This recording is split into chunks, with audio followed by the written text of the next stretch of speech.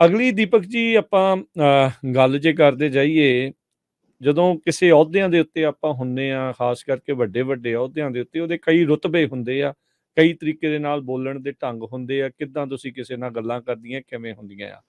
ਹੁਣ ਦੋ ਬੜੇ ਅਹਿਮ ਅਹੁਦਿਆਂ ਵਾਲੇ ਅਹੁਦੇਦਾਰ ਆਪਸ ਦੇ ਵਿੱਚ ਭਿੜ ਰਹੇ ਨੇ, ਲੋਕਾਂ ਦੇ ਆਪੋ ਆਪਣੀ ਰਾਏ ਜਿਹੜੀ ਉਸ ਦੇ ਉੱਤੇ ਰੱਖ ਰਹੇ ਆ।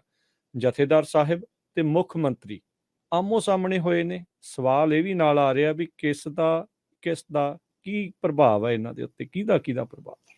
ਬਿਲਕੁਲ ਬਿਲਕੁਲ ਤੁਹਾਡੀ ਗੱਲ ਬਿਲਕੁਲ ਦਰੁਸਤ ਹੈ ਜੀ ਕਿ ਇਸ ਮੌਕੇ ਇੱਕ ਸੰਵਿਧਾਨਕ ਅਹੁਦਾ, ਇੱਕ ਸਾਡਾ ਮਤਲਬ ਕਿ ਸਤਿਕਾਰਤ ਅਹੁਦਾ ਜਿਹਨੂੰ ਅਸੀਂ ਮੁਖੀ ਮੰਨਦੇ ਹਾਂ, ਆਪਣਾ ਅਕਾਲ ਤਖਤ ਸਾਹਿਬ, ਉਹਦੇ ਜਥੇਦਾਰ ਸਾਹਿਬ ਨੇ ਉਹਦੇ ਨੁਮਾਇੰਦਗੀ ਕਰਦੇ ਹੋਏ ਗਿਆਨੀ ਹਰਪ੍ਰੀਤ ਸਿੰਘ ਹੋਰਾਂ ਨੇ ਕੱਲ ਇੱਕ ਮੀਟਿੰਗ ਤੋਂ ਬਾਅਦ ਸਰਬ ਸਾਂਝੀ ਰਾਏ ਬਣਨ ਤੋਂ ਬਾਅਦ ਸਰਕਾਰ ਨੂੰ ਅਲਟੀਮੇਟਮ ਦਿੱਤਾ। ਆਪਾਂ ਕੱਲ ਗੱਲ ਕਰ ਰਹੇ ਸੀ ਕਿ ਉਹਨਾਂ ਨੇ ਕਿਹਾ ਕਿ ਇੱਕ ਤਾਂ 24 ਘੰਟਿਆਂ 'ਚ ਜਿਹੜੇ ਰਿਹਾ ਨਹੀਂ ਕੀਤੇ ਨੌਜਵਾਨ, ਉਹ ਰਿਹਾ ਕੀਤੇ ਜਾਣ।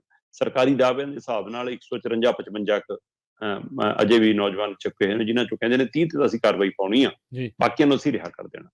ਦੂਸਰੇ ਪਾਸੇ ਉਹਨਾਂ ਨੇ ਕਿਹਾ ਕਿ ਜਿਨ੍ਹਾਂ ਤੇ NSA ਗਲਤ ਤਰੀਕੇ ਨਾਲ ਲਾਇਆ, ਉਹ NSA ਰੱਦ ਕੀਤਾ ਜਾਵੇ। ਤੀਸਰਾ ਉਹਨਾਂ ਨੇ ਕਿਹਾ ਕਿ ਅਸਾਮ ਦੀ ਜੇਲ੍ਹਾਂ ਦੀ ਬਜਾਏ ਪੰਜਾਬ ਦੀ ਜੇਲ੍ਹਾਂ 'ਚ ਰੱਖੇ ਜਾਣ, ਤੁਸੀਂ ਜਿਹੜੇ ਕੇਸ ਚਲਾਉਣੇ ਆ ਚਲਾਓ। ਪਰ ਨਾਲ ਹੀ ਉਹਨਾਂ ਨੇ ਇਹ ਵੀ ਕਿਹਾ ਕਿ ਜੇਕਰ ਤੁਹਾਡੇ ਕੋਲ ਅੰਮ੍ਰਿਤਪਾਲ ਤਾਂ ਉਸ ਨੂੰ ਸਾਹਮਣੇ ਦੱਸੋ, ਮੰਨੋ ਆ ਕੇ ਗੱਲ, ਤੱਥ ਰੱਖੋ ਸਾਹਮਣੇ। ਜੇ ਨਹੀਂ ਹੈ ਗ੍ਰਿਫਤਾਰ ਤਾਂ ਅੰਮ੍ਰਿਤਪਾਲ ਨੂੰ ਸਾਹਮਣੇ ਆਉਣਾ ਚਾਹੀਦਾ, ਉਹਨੂੰ ਚਾਹੇ ਸੈਂਟਰ ਕਰਨਾ ਚਾਹੀਦਾ। ਨਾਲ ਹੀ ਉਹਨਾਂ ਨੇ ਇਹ ਵੀ ਕਿਹਾ ਕਿ ਨੈਸ਼ਨਲ ਮੀਡੀਆ, ਸੋਸ਼ਲ ਮੀਡੀਆ, ਜਿਨ੍ਹਾਂ ਨੇ ਪੰਜਾਬ ਦੀ ਬਦਨਾਮੀ ਕੀਤੀ, ਕੌਮ ਦੀ ਬਦਨਾਮੀ ਕੀਤੀ, ਪੂਰੇ ਕੌਮ ਨੂੰ, ਪੂਰੇ ਸਿੱਖ ਭਾਈਚਾਰੇ ਨੂੰ, ਪੂਰੇ ਪੰਜਾਬ ਨੂੰ ਸਵਾਲਾਂ ਦੇ ਘੇਰੇ 'ਚ ਕਟਹਿਰੇ 'ਚ ਖੜਾ ਕਰਕੇ ਬਦਨਾਮ ਕੀਤਾ, ਉਹਨਾਂ ਤੇ ਕੋਈ ਐਕਸ਼ਨ ਲਓ। ਤੋ ਇਹ ਸਾਰੇ ਸਵਾਲਾਂ ਦਾ ਜਵਾਬ ਦਿੰਦਿਆਂ ਮੁੱਖ ਮੰਤਰੀ ਭਗਵੰਤ ਮਾਨ ਜੀ ਤੱਤੇ ਹੋ ਗਏ।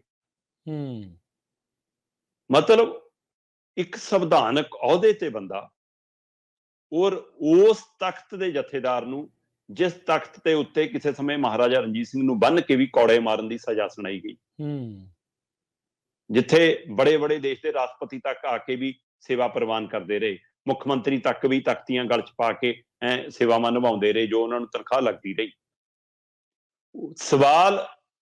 ਇਹ ਸਵਾਲ ਪਹਿਲੇ ਤੋਂ ਖੜਾ ਹੈ ਕਿ ਹੁਣ ਪਿਛਲੇ ਕੁਝ ਸਾਲਾਂ ਤੋਂ ਜਥੇਦਾਰ ਕਿਸੇ ਇੱਕ ਧਿਰ ਦੀ ਬੋਲੀ ਤਾਂ ਨਹੀਂ ਬੋਲਣ ਲੱਗੇ, ਕਿਸੇ ਪਾਰਟੀ ਦੇ ਵਿਅਕਤੀ ਦੇ ਨੁਮਾਇੰਦੇ ਤਾਂ ਨਹੀਂ ਬਣ ਗਏ। ਪਰ ਜਦੋਂ ਉਸ ਰੁਤਬੇ ਦੇ ਹਵਾਲੇ ਨਾਲ ਗੱਲ ਹੁੰਦੀ ਹੈ ਤਾਂ ਸਾਹਮਣੇ ਵਾਲੇ ਬੰਦੇ ਨੂੰ ਉਸ ਰੁਤਬੇ ਦੇ ਹਾਣ ਦਾ ਹੋ ਕੇ ਗੱਲ ਕਰਨੀ ਆਉਣੀ ਚਾਹੀਦੀ ਹੈ।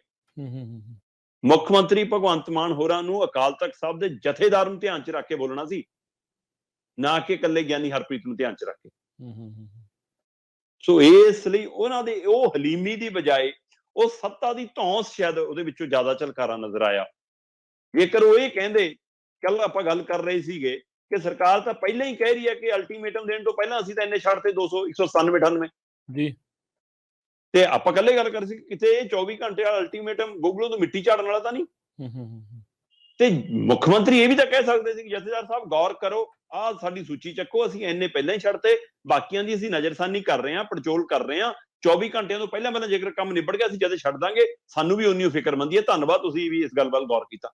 ਕਿੱਡੀ ਵੱਡੀ ਗੱਲ ਬਣ ਜਾਣੀ ਸੀ।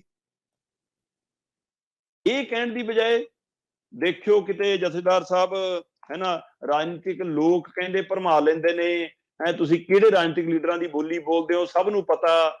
ਉਹ ਤਾਂ ਸਭ ਨੂੰ ਪਤਾ ਹੀ ਆ। ਫਿਰ ਉਧਰੋਂ ਜਥੇਦਾਰ ਨੇ ਬਿਆਨ ਦਿੱਤਾ ਕਿ ਦੇਖਿਓ ਕਿਤੇ ਤੁਸੀਂ ਵੀ ਰਾਜਨੀਤਿਕ ਹੋ ਕੇ ਵੀ ਰਾਜਨੀਤੀ ਦਾ ਸ਼ਿਕਾਰ ਨਾ ਹੋ ਜਾਓ, ਤੁਹਾਨੂੰ ਕੌਣ ਚਲਾ ਰਿਹਾ। ਸੋ ਆਪਸ ਵਿੱਚ ਫਿਰ ਆਮੋ ਸਾਹਮਣਾ ਹੋ ਗਿਆ। ਹੁਣ ਜਥੇਦਾਰ ਸਾਹਿਬ ਦਾ ਜਿਹੜਾ ਰੁਤਬਾ ਹੈ ਅਕਾਲ ਤਖਤ ਸਾਹਿਬ ਜਥੇਦਾਰ ਦੇ ਨਾਤੇ, ਉਹਨਾਂ ਨੂੰ ਉਲਝਣਾ ਉਹ ਵੀ ਸ਼ੋਭਾ ਨਹੀਂ ਦਿੰਦਾ। ਉਹਨਾਂ ਨੇ ਆਪਣੀ ਗੱਲ ਕਹਿਤੀ, ਵਾਰ-ਵਾਰ ਗੱਲ ਕਰਨ ਦੀ ਬਜਾਏ ਉਹ ਅਲਟੀਮੇਟਮ ਤੇ ਕਹਿੰਦੇ ਕਿ ਕੋਈ ਨਾ 24 ਘੰਟੇ ਨਿਬੜ ਗਏ, ਹੁਣ ਸਾਡਾ ਅਗਲਾ ਕਦਮ ਦੇਖ ਤੂੰ ਭਾਈ ਜੀ। ਸੋ ਅਗਲਾ ਐਕਸ਼ਨ ਲੈਂਦੇ ਹੋ। ਸੋ ਪਰ ਇਹ ਸਾਰੇ ਮਾਮਲੇ ਦੇ ਵਿੱਚ ਕਿਤੇ ਨਾ ਕਿਤੇ ਉਹਨਾਂ ਨੇ ਕਿਹਾ ਜੀ ਕਿ ਤੁਸੀਂ ਬੇਅਦਬੀ ਵਾਲੇ, ਬਿਲਕੁਲ ਇਹ ਸਵਾਲ ਸੰਗਤ ਕਰੇ, ਆਵਾਮ ਕਰੇ। ਆਪਾਂ ਵੀ ਕੱਲ ਇਹ ਗੱਲ ਕਰ ਰਹੇ ਸੀਗੇ, ਜੇਕਰ ਇੰਨੀ ਉਹ ਤਨਦੇਹੀ ਨਾਲ ਪਹਿਲਾਂ ਬੇਅਦਬੀ ਵਾਲੇ ਮੁੱਦਿਆਂ ਤੇ ਗੌਰ ਕੀਤੀ ਹੁੰਦੀ, ਗੁਰੂ ਗ੍ਰੰਥ ਸਾਹਿਬ ਦੇ ਲਾਪਤਾ ਹੋਣ ਮੁੱਦਿਆਂ ਤੇ ਗੱਲ ਕੀਤੀ ਹੁੰਦੀ, ਤਾਂ ਅੱਜ ਹੋਰ ਤਰੀਕਾ ਹੋਣਾ ਸੀਗਾ।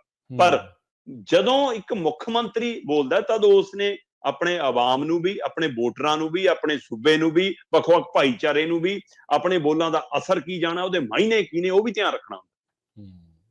ਸੋ ਸਾਰੀਆਂ ਗੱਲਾਂ ਨੂੰ ਧਿਆਨ 'ਚ ਰੱਖਦਿਆਂ ਹੋਇਆਂ ਮੁੱਖ ਮੰਤਰੀ ਭਗਵੰਤ ਮਾਨ ਨੂੰ ਬੋਲਣਾ ਚਾਹੀਦਾ ਸੀ। ਤੇ ਜਥੇਦਾਰ ਸਾਹਿਬ ਉਹਨਾਂ ਨੇ ਜਿਹੜਾ ਹੁਕਮ ਜਾਰੀ ਕੀਤਾ ਜਾਂ ਸਾਂਝੀ ਮੀਟਿੰਗ ਤੋਂ ਫੈਸਲਾ ਜਾਰੀ ਕੀਤਾ, ਉਹਦੇ ਜਵਾਬ ਦੇਣੇ ਬਣਦੇ ਸੀ, ਨਾ ਕਿ ਜਵਾਬਾਂ ਦੇ ਬਦਲੇ ਸਵਾਲ ਖੜੇ ਕਰਨੇ ਬਣਦੇ ਸੀ। ਸੋ ਇਸ ਟਕਰਾਅ ਨੇ ਇੱਕ ਵਾਰ ਫਿਰ ਕਿਤੇ ਨਾ ਕਿਤੇ ਪੰਥਕ ਧਿਰਾਂ ਦੇ ਮਨਾਂ 'ਚ ਜਾਂ ਜਿਹੜੇ ਬੁੱਧੀਜੀਵੀ 60 ਦੇ 60 ਗਏ ਸੀ ਹੂੰ ਉਹ ਤਾਂ ਸਾਡੇ ਬਾਦਲਾਂ ਦੇ ਨਹੀਂ ਗਏ, ਹੂੰ ਉਹ ਤਾਂ ਸਾਡੇ ਅਕਾਲੀ ਦਲ ਦੇ ਨਹੀਂ ਗਏ, ਸਹੀ ਹੈ ਗੱਲ। ਨਾ। ਉਹਨਾਂ ਸਾਰਿਆਂ ਦੇ ਉੱਤੇ ਵੀ ਤੁਸੀਂ ਸਵਾਲੀਆ ਨਿਸ਼ਾਨ ਲਾਤੇ। ਹੁਣ ਉਹਨਾਂ ਦੇ ਮਨ 'ਚ ਕੀ ਜਾਊਗਾ ਕਿ ਮੁੱਖ ਮੰਤਰੀ ਨੂੰ ਲੋਕ ਰਾਏ ਦੇ ਉੱਤੇ ਵੀ ਰਾਏ ਨਹੀਂ ਪ੍ਰਗਟ ਕਰਨੀ ਆਉਂਦੀ ਆਪਣੀ। ਹੂੰ ਸੋ ਇਸ ਲਈ ਇਹ ਇੱਕ ਤਾਣੀ ਖਾਸੀ ਉਲਝ ਗਈ ਹੈ।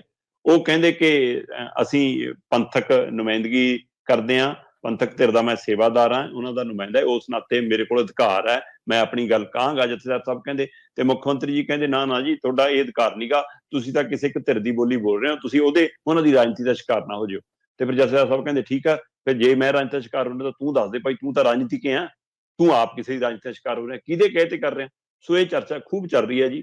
ਅੱਜ ਦੇ ਬਿਆਨ ਨੂੰ ਲੈ ਕੇ ਵੀ ਚਰਚਾ ਹੈ ਕਿ ਉਹਨਾਂ ਨੇ ਕਿਹੜੇ ਸਲਾਹਕਾਰ ਨੇ ਤਾਂ ਨਹੀਂ ਕਿਸੇ ਨੇ ਲਿਖ ਕੇ ਦਿੱਤਾ, ਕੋਈ ਖਾਸ ਸਲਾਹ ਚੋਂ ਤਾਂ ਨਹੀਂ ਆਇਆ, ਜਾਂ ਇਹ ਦਿੱਲੀ ਚੋਂ ਤਾਂ ਨਹੀਂ ਸਕ੍ਰਿਪਟ ਲਿਖ ਕੇ ਆਈ, ਜਾਂ ਇਹ ਦਿੱਲੀ ਵਾਲਿਆਂ ਨੇ ਤਾਂ ਨਹੀਂ ਹੁਕਮ ਲਾਇਆ। ਪਰ ਦਿੱਲੀ ਵਾਲੇ ਵੀ ਕਿਹੜੇ, ਛੋਟੇ ਤਖਤ ਵਾਲੇ ਕਿ ਬੜੇ ਤਖਤ ਵਾਲੇ? ਸੋ ਇਸ ਲਈ ਵੱਡਾ ਸਵਾਲ ਖੜਾ ਹੈ।